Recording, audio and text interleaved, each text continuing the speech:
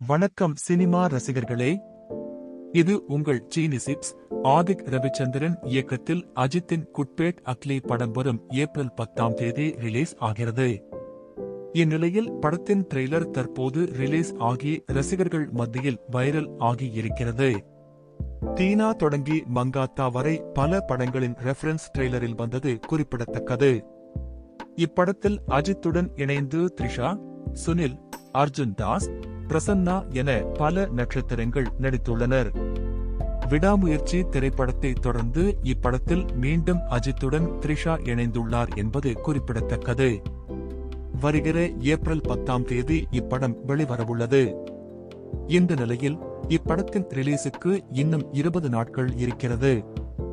இந்த சமயத்தில் good bad ugly படத்தின் முதல் விமர்சனம் வெளியாகியுள்ளது.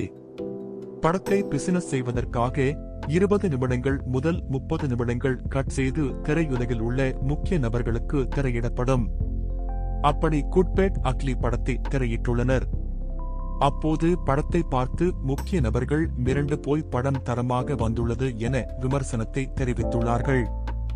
மேலும் படத்தின் பிசினஸும் தீயாக நடந்து வருகிறது என கூறப்படுகிறது. படத்தை பார்த்து மிரண்டு போன நிலையில் இந்த தகவல் படத்தின் மீதிருந்த எதிர்பார்ப்பை இரட்டிப்பு ஆக்கியுள்ளது. இதோ உங்கள் எதிர்பார்ப்பு என்னன்னு கமெண்ட்ல சொல்லுங்க.